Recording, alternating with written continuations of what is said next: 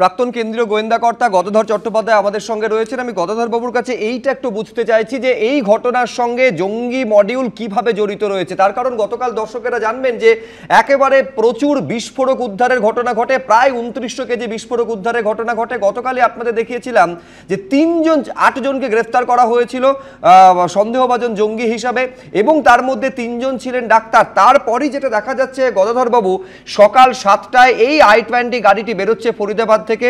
3:19 এই যে parking lot, সেখানে গাড়িটি থাকছে, প্রায় 3 ঘন্টা দাঁড়িয়ে থাকছে, এবং তারপর গাড়িটি সেখান থেকে চলতে শুরু করার কিছু সময়ের মধ্যে 6:52 বিস্ফোরণ। কোথাও কি মনে হচ্ছে এটা একটা ফিদায়ে অ্যাটাকের ঘটনা ঘটেছে? দেখুন, এই যে ফরিদাবাদে যে আপনার ওটা হচ্ছে নাইট্রেট, অ্যামোনিয়াম নাইট্রেট, এবং পাওয়া গেছে ওখানে আপনার অনেক কিছু পাওয়া গেছে, দুটো আপনার AK-47 পাওয়া গেছে ওখানে। এইগুলো যে পাওয়া গেছে ওখানে, এবং এই যে মডিউলটা দেখছেন, এই মডিউলটা অনন্তনাগ থেকে তৈরি হয়েছে। কারণ মেন যে হচ্ছে সেও ডাক্তার, অনন্তনাগের ডাক্তার। অনন্তনাগ, ফরিদপুর 3 জনকে অ্যারেস্ট করেছে পুলিশ।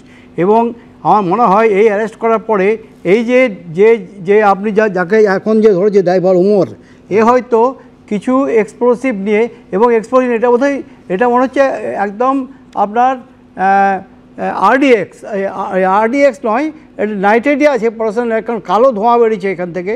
কিন্তু এগুলো আইডিগুলো নিয়ে হয়তো পালিয়ে হয়তো ওই পার্কিং লটে ছিল, কিন্তু কোনো কারণে এটা এক্সপ্লোড হয়ে যায়। কারণ এক্সপ্লোড হওয়ার জন্য যেটা দরকার সেটা ডিটোনেশন না থাকলে এক্সপ্লোড হবে না। এমনি যদি আপনি নাইট্রেটকে আপনি কোনো ফাটবে না, সেটা নিয়ে গেলে কিছু আপনি ডিটোনেটার দেওয়া মানে আইডি তৈরি করা ছিল কোনো জায়গায়, এরা তৈরি করছিল কিছু, সেগুলো নিয়ে পালাচ্ছিল হয়তো, কিংবা হয়তো ওই জায়গাতে বিস্ফোরণ করার জন্য যাচ্ছিল। এখন এটা ক্লিয়ার হয়নি, ক্লিয়ার হবে, কারণ ধরা পড়েছে, সাজ্জাদ আহমেদ ধরা পড়েছে। এই যে নেটওয়ার্কটা দেখছেন, এই যে একটা নেটওয়ার্ক, এটা হচ্ছে জৈশ-ই মহম্মদের নেটওয়ার্ক। এবং জৈশ-ই মহম্মদের এই নেটওয়ার্কটা যেটা করছিল, এর পিছনে কিন্তু আপনার রয়েছে ইন্টার সার্ভিস ইন্টেলিজেন্স পাকিস্তান। এবং এখন দেখছেন ইদানিং কাশ্মীরে অক্টোবর মাসে একটা মিটিং হয়, আপনারা যদি জানেন, অনেকেই জানেন, খবরটা অনেকেই জানে হয়তো, যে অক্টোবর মাসে হাই লেভেলে একটা মিটিং হয়েছিল আপনার পাকিস্তানে। সেখানে ISI চিফ, আর্মি চিফ এবং আদার যেগুলো যারা অপারেশনাল হেড, তারা ওখানে থাকে, এবং তারা এই যে আমাদের যে অপারেশন সিন্দুর, এই সিন্দুরের এগেনস্টে কী করা যায় তার একটা ছক তৈরি করছিল। এই সিমিলার ছক তৈরি হয়েছিল 1993। যারা এই টেরোরিজম ডিল করে তারা জানেন যে ISI 1993-তে সিমিলার একটা মিটিং করে। সেই মিটিংয়ে 3টে ডিসিশন নিয়েছিল ওরা, যে একমাত্র কাশ্মীরকে লিবারেট করতে পারবে না।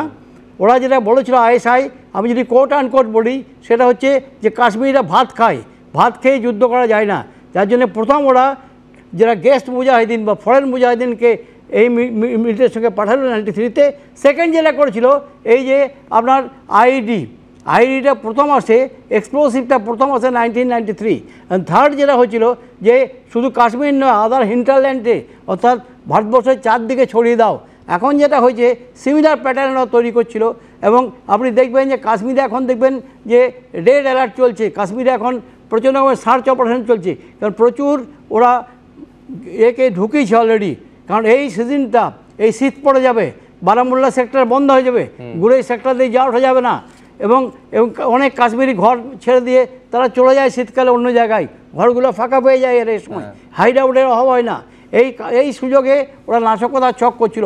সেই নাশকতার ছকের একটা বড় অঙ্গ ছিল, সেটা হচ্ছে আপনার নর্দার্ন ইন্ডিয়াটা দেখবেন ফরিদাবাদে কেন হলো, নর্দার্ন ইন্ডিয়া এবং ইউপি, বম্বেতে ওরা হাই অ্যালার্টের হয়েছে। তার কারণ হচ্ছে এরা বম্বেতে এগেইন একটা প্লট করা ধান্দা করছিল।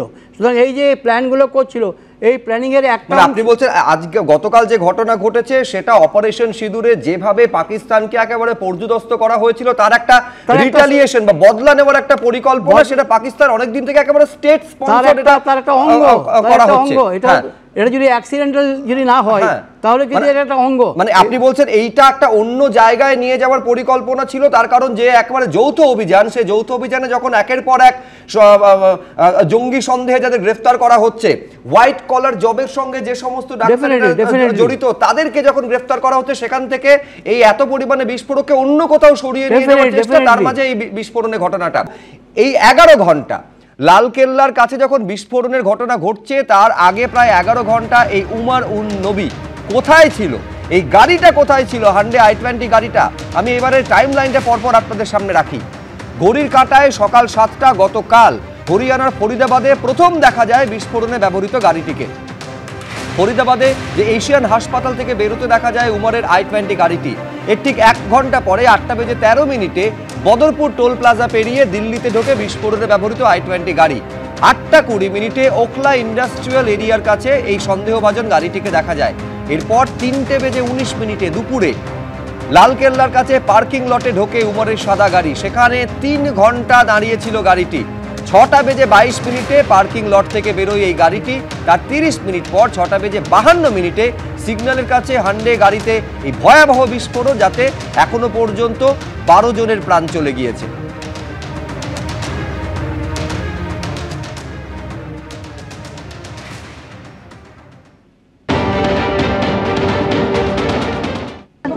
अभी कोतवाली थाने के अंदर एफआईआर दर्ज कर ली गई है। उसके अंदर जो भी है एक्सप्लोजिव्स एक्ट भारतीय न्याय संहिता की धाराओं के तहत मुकदमा दर्ज किया गया है। सीन ऑफ क्राइम देख रहे हैं। सीन ऑफ क्राइम के ऊपर फॉरेंसिक साइंस की एफएसएल की टीम भी है। उसके अलावा और भी स्पेशलाइज एजेंसीज की, दिल्ली पुलिस की टीम भी है, एनएसजी की टीम भी है, जो पूरे सीन ऑफ क्राइम को यहाँ पे एग्जामिन कर रही हैं, आसपास के इलाके को भी एग्जामिन कर रही हैं। और जो भी इसकी इन्वेस्टिगेशन के लिए जरूरी एविडेंसेस और ट्रेसेस हैं वो सारे कलेक्ट किए जा रहे हैं। पूरी विस्फोट में खत्म हुई है। हाँ।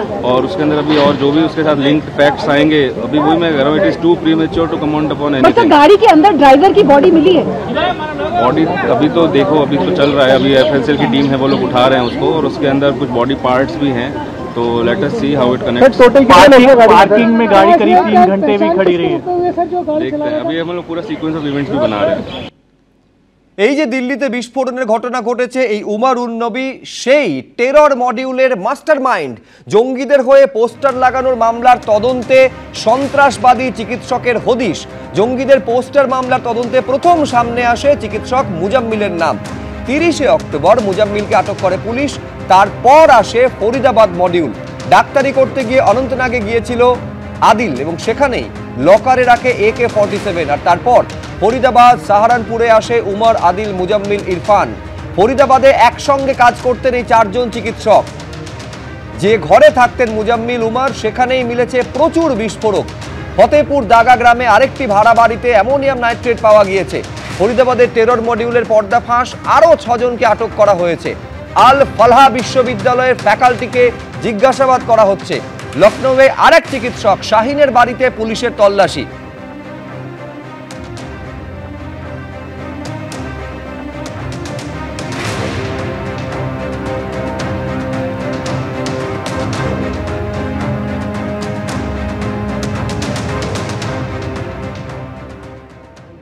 डॉक्टर इरफान, डॉक्टर मुजम्मिल और डॉक्टर उमर मोहम्मद, ये तीनों फरीदाबाद में थे, जबकि आदिल जो है ये रहता था सहारनपुर में, वहीं काम करता था। ये तीनों भी जो फरीदाबाद में रहते थे, ये वहीं के एक हॉस्पिटल में काम करते थे।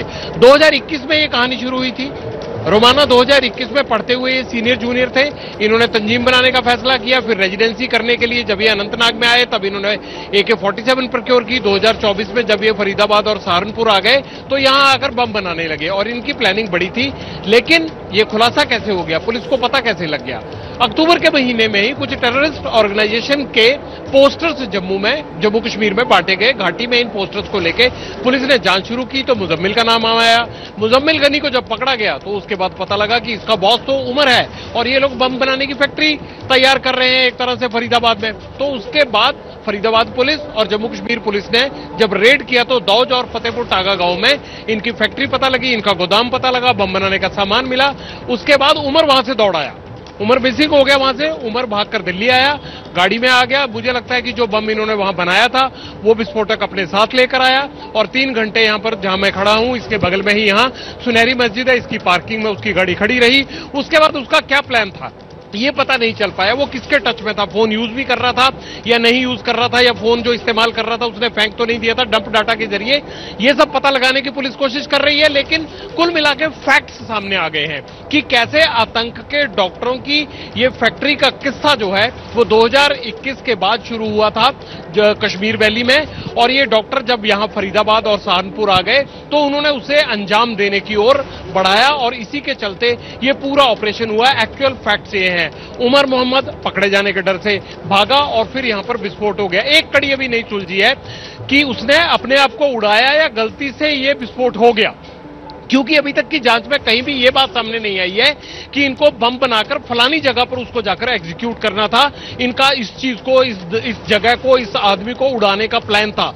इस तरह की बात अभी पुलिस और जांच एजेंसियों के सामने नहीं आई है, इसलिए माना यह जा रहा है कि ये फिदाइन के तौर पर अपने को तैयार कर रहा था। तो क्या ये फिदाइन बन गया था या इससे एक्सीडेंटली इस तरह की घटना हो गई कि मेरी सारी 4 साल के जो भी मैंने साजिश रची थी वो बेनकाब हो गई, मेरे साथी पकड़े गए, सब कुछ पुलिस ने कर दिया, उसके बाद इसने अपने आप को उड़ा लिया, या एक्सीडेंटली इससे ये हो गया लाल किला के सामने।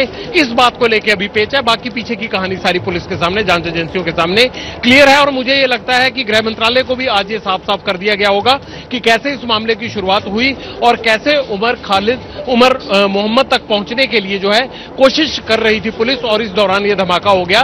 ये सारी चीजें विस्तार से बताई गई हैं, और इसमें आगे क्या कोई इस प्लानिंग का और लोग हिस्सा हैं, कोई और लोग वांटेड हैं, किन लोगों के साथ, तारिक जैसे जिसने गाड़ी दी थी वो अभी तक मिसिंग है। क्यों मिसिंग है? डर के मारे मिसिंग है, या वो भी इस साजिश में कहीं आगे की कड़ी है? इन तमाम चीजों को लेकर जो है वो अलग अलग पुलिस और जांच एजेंसियां काम कर रही है।